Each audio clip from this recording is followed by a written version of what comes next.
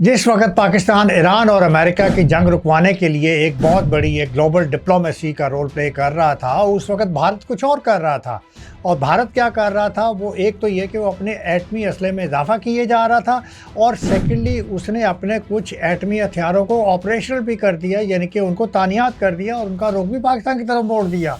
इसका मतलब ये है कि पाकिस्तान ने जब ये महसूस किया कि जनाब इंडिया जो है वो ये कर रहा है, तो पाकिस्तान भी इस डेवलपमेंट से बेखबर नहीं था, और पाकिस्तान अपनी जगह पे एक मिलिट्री तवाज़ुन बैलेंस करने के लिए पाकिस्तान अपनी स्ट्रेटजी को परसू कर रहा था। तो आइए इस बात को आगे बढ़ाते हैं। ये दरअसल जो मैंने इंडिया के जो एटमी हथियारों की बात की है, ये 190 हथियार हो गए इंडिया के, जो पहले के पाकिस्तान से कम होते थे, शायद 130 या 140 होते थे। तो अब ये सिपरी की लेटेस्ट रिपोर्ट है। सिपरी ने दो बातें की हैं इस रिपोर्ट में, और ये स्वीडन का थिंक टैंक है, सिपरी बड़ा मशहूर है, कि एक तो इंडिया के एटमी मिसाइल बढ़कर 190 हो गए, जबकि पाकिस्तान ने अपना बैलेंस बरकरार रखा होगा। वही 170 पाकिस्तान के पास मिसाइल हैं और एटमी मिसाइल हैं, और वो पाकिस्तान के वहाँ पे इजाफा नहीं कर रहा। लेकिन दूसरी सिपरी की रिपोर्ट ये है कि 12 एटमी हथियार जो हैं वो इंडिया ने ऑपरेशनल कर दिए हैं। अब ये जो डेवलपमेंट है ये ख़तरनाक है, और ये जो इंडिया प्रचार करता है कि नो फर्स्ट यूज़ की पॉलिसी, ये तो उसको उसके मुनरफ जा रहा है और उसके ख़िलाफ़ कर रहा है कि जनाब जब आपने ऑपरेशन कर दिया, इसका मतलब है कि आप फर्स्ट स्ट्राइक तो आप तैयार हो। और इसके साथ साथ इंडिया ने अपनी सेकंड स्ट्राइक कैपेबिलिटी को भी सिक्योर कर लिया है। तो इसका मतलब है कि एक न्यूक्लियर वॉर की तरफ इंडिया एक स्टेप जो है मज़ीद आगे ले गया है अपने आप को। भारत को गालिबन अपने आप पे भरोसा नहीं है, और वो डरता है कि शायद वो तबाह हो सकता है, तो इसलिए वो इस तरह की जो मिलिट्री इंगेजमेंट्स है वो उसमें इन्वॉल्व है।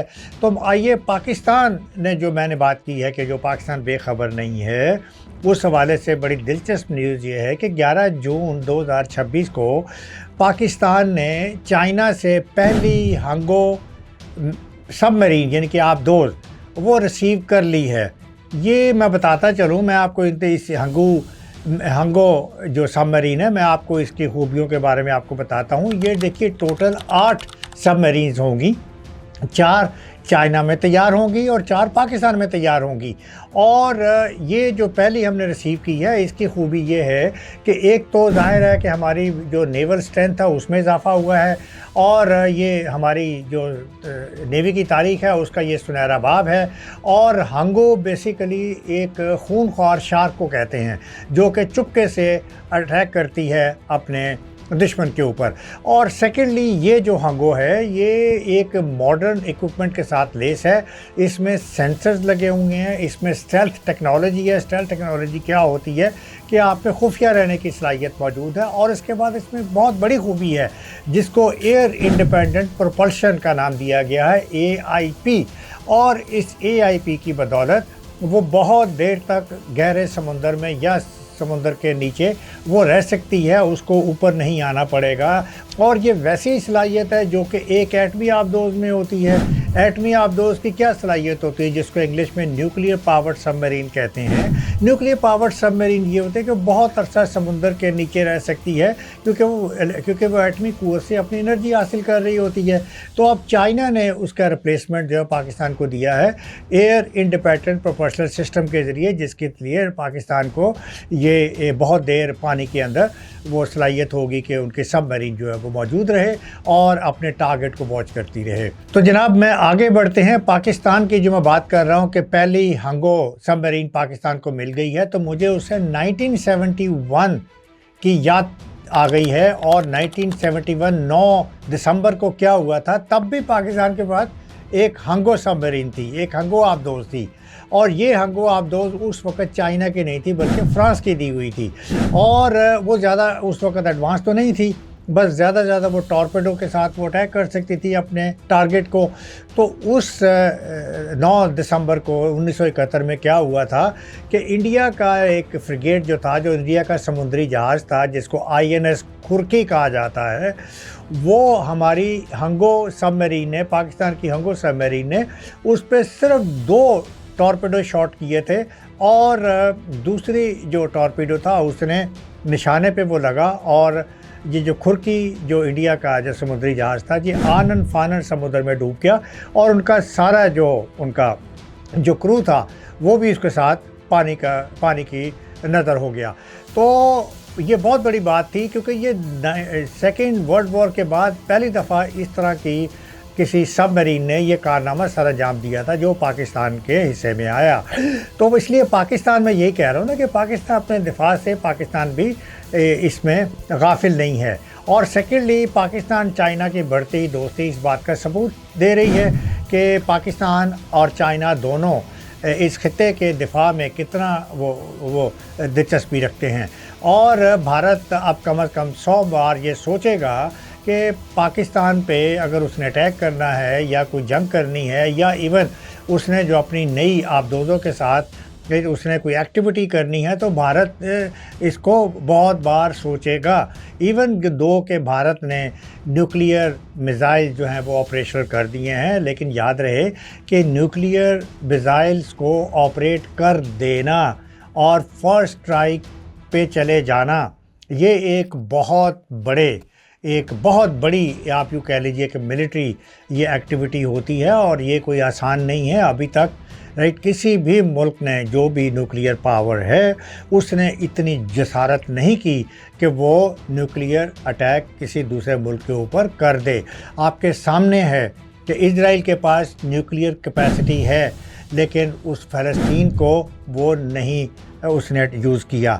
امریکہ اور اسرائیل دونوں کے پاس نیوکلیئر کیپیبلٹی موجود ہے لیکن انہوں نے ایران پہ اٹیک نہیں کیا.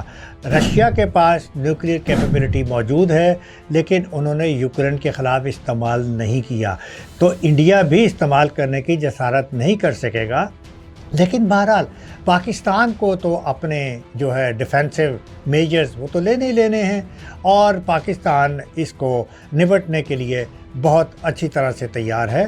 اور پاکستان نے بہرحال بڑی سمجھداری کا ثبوت دیا ہے کہ ہمارے جو میزائل اور ایٹمی وار ہیڈ ہیں وہ ہم نے جس طرح ایک انٹرنیشنلی ہوتا ہے کہ الگ الگ مقامات پہ رکھے جاتے ہیں. تو پاکستان کا صرف میں پھر بتا رہا ہوں کہ پاکستان صرف خطے کا بیلنس برقرار رکھنا چاہتا ہے. پاکستان صرف اپنی سروائیول کے لیے اپنے آپ کو سیکیور کرنا چاہتا ہے جبکہ انڈیا کا مقصد کچھ اور ہے. انڈیا کا مقصد پاکستان کو بھی ٹارگٹ کرنا ہے, انڈیا کا مقصد چائنا کو بھی ٹارگٹ کرنا ہے اور انڈیا کا مقصد ساؤتھ ایشیا میں دوسرے ممالک کو بھی زیر کرنا ہے. اور بھارت نے اپنے ان ناپاک عزائم کو پورا کرنے کے لیے بہت بڑا دفاعی بجٹ رکھا ہوا ہے. اس وقت انڈیا کا بجٹ $94 بلین ہے. انڈیا دنیا کا 5واں بڑا ملک ہے ڈیفنس ایکسپینڈیچر کے حوالے سے اور سیکنڈ لارجسٹ امپورٹر ہے اسلحے کا. تو پاکستان اس کے مقابلے میں بہت چھوٹا ہے. ہمارا تو 10 گنا بجٹ کم ہے. ہمارا بجٹ جو ہے وہ $11 بلین ہے. لیکن ہمارا مقصد ڈیفینسو ہے اور ڈیفینسو پوسچر ہماری اسٹریٹجی ہے. لیکن انڈیا کا جو پوسچر ہے وہ ایگریسو پوسچر ہے جس کی وجہ سے انڈیا کا جو عزائم ہیں وہ ٹھیک نہیں ہیں.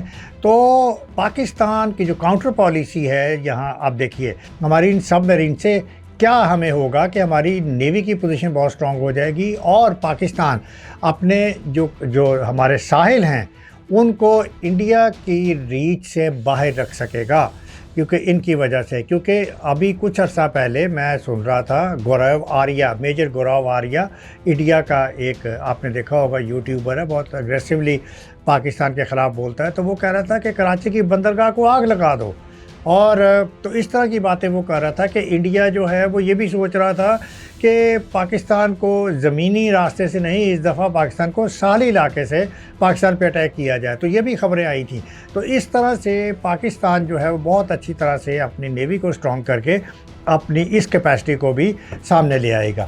اب آتے ہیں آخری بات کی طرف کہ ہمیں کیا چاہیے, جنگ یا امن. تو دیکھیے جنگیں تو یورپین بھی بہت لڑا کرتے تھے اور 500 سال سے فرانس اور جرمنی بھی آپس میں لڑ رہے تھے. فرسٹ ورلڈ وار بھی یورپ میں ہوئی, سیکنڈ ورلڈ وار بھی یورپ میں ہوئی. تو یورپ نے کیا سبق سیکھا, یورپ کیسے امن پہ آیا؟ تو اس حوالے کو دیکھیے کہ جرمنی اور فرانس, جس طرح میں نے کہا کہ 500 سال پرانی راولری تھی, ان کے تو بڑی لمبی لمبی جنگیں ہوتی تھیں اور سیکنڈ ورلڈ وار کے بعد ان دونوں نے فیصلہ کیا کہ ہم اس دشمنی کو دفن کر دیں اور اس دشمنی کی جگہ ہم دوستی کی بنیاد رکھیں. اور دوستی کی دونوں نے بنیاد رکھی. انہوں نے European and coal steel community کی بنیاد رکھی 1952 میں, اور جس کی بیسس کے اوپر پھر آہستہ آہستہ آپ نے دیکھا کہ 27 ممالک نے ان کو شامل ہو گئے اور اس کا نام یورپین یونین بنا. اور یورپین یونین کی خوبی یہ ہے کہ ان کے بعد ان کے درمیان ان میں کوئی جنگ نہیں ہوئی. یہ اکانومی پہ فوکس کرتے ہیں, ٹریڈ پہ فوکس کرتے ہیں, اور فرینڈشپ پہ فوکس کرتے ہیں, اور ڈائلاگ پہ فوکس کرتے ہیں, ڈپلومیسی پہ فوکس کرتے ہیں. تو کیا پاکستان اور انڈیا جرمنی اور فرانس سے کوئی لیسن سیکھ سکتے ہیں؟ اگر ہماری دشمنی 78 سالہ یا 79 ایئر پرانی ہے تو کیا ہم ان دونوں سے, فرانس اور جرمنی سے, ہم نہیں لیسن سیکھ سکتے؟ ہم نہیں دوستی کر سکتے؟ مجھے اور بھی ایک بہت اچھی مجھے 2 نیبرز کا واقعہ یاد آ رہا ہے کہ ان کے درمیان بھی بڑی رائیولری ہوتی تھی, اور وہ ہے ساؤتھ امریکہ کے اندر ارجنٹینا اور برازیل. اگر ان کی بھی آپ ہسٹری پڑھیں, ان کے درمیان بھی بہت چپکلش ہوتی تھی, اور ان دونوں نے الٹیمیٹلی ان دونوں نے بھی صلح کی اور ان دونوں نے دوستی کی. تو دنیا میں تو بہت سی مثالیں ایسی ہوں گی کہ جب دشمنیاں آپ کی دوستیوں میں بدل گئیں, اور پاکستان اور انڈیا کے لیے بھی یہی ایک چارہ ہے, کیونکہ انہوں نے خطے میں کو ایگزسٹ کرنا ہے. آپ جب نیبر ہوتے ہو تو آپ ڈیٹیچ نہیں ہو سکتے, اور سیکنڈلی آپ کے بارڈرز تبدیل نہیں ہو سکتے. آپ دوست تبدیل کر سکتے ہو, ہمسائے تبدیل نہیں کر سکتے. تو اس لیے ہمیں کو ایگزسٹ کرنا ہے, ہمیں ساتھ رہنا ہے, ہمیں ساتھ مرنا ہے. تو ہمیں یہ لیسن سیکھنا ہوگا, یورپ سے یہ لیسن سیکھنا ہوگا, ہسٹری یہ سیکھنا ہوگا کہ کس طرح سے ہمیں ساتھ رہنا ہے, نمبر 1. اور نمبر 2 جو بھی ہماری پرابلمز ہیں یا جو بھی اس طرح کی پرابلمز ہوتی ہیں وہ کبھی بھی جنگ سے پوری نہیں ہوتی. بلیٹس اور ٹینکس وہ کبھی بھی مسائل کا سلوشن نہیں ہوتی, اور سلوشن جو ہے وہ بہرحال ٹاکس ہی دیتی ہیں, اور باہمی انڈرسٹینڈنگ جو ہے وہی پیدا کرتی ہیں. تو ہمیں چاہیے کہ ہم دونوں ممالک اپنا فیوچر سیکیور کریں, خطے کو بھی سیکیور کریں, دوستی پہ آئیں, ڈائلاگ پہ آئیں, اور اپنے تمام جو ایشوز ہیں ان کو یورپین یونین کو مد نظر رکھتے ہوئے ان کو پورا کریں. تو اس لیے یہ ہم پہ منحصر ہے کہ ہم کس طرح سے خطے کو امن کا گہوارہ بنا سکتے ہیں. تو اگر ہم دونوں ایک ہوتے اور دوست ہوتے تو ہم مڈل ایسٹ کے اندر بھی اپنے مفادات کا انٹرسٹ ہم برقرار رکھے ہوتے. ہم بھی وہاں پہ امریکہ اور اسرائیل اگر وہاں پہ موجود ہے تو ہم بھی اس خطے کے مڈل ایسٹ کے اندر ہم بھی بینیفیشری ہوتے, بلکہ زیادہ بینیفیشری ہوتے. اور تیسری بات یہ کہ اگر ہم اکٹھے ہوتے تو پھر ہم اس خطے کو ساؤتھ ایشیا کے علاوہ سینٹرل ایشیا کے علاوہ ویسٹ ایشیا یعنی کہ مڈل ایسٹ, ہم اس سارے خطے کو, جس کو ایک نام دیا جاتا ہے میگا ریجن, ہم اس سارے میگا ریجن پہ اپنا انفلوئنس رکھے ہوتے. تو اس لیے اس حوالے سے ہمیں چاہیے کہ ہم اپنی پالیسیز کو ریویو کریں اور جلد سے جلد مذاکرات کی میز پر واپس آئیں. اجازت دیجیے. اللہ حافظ.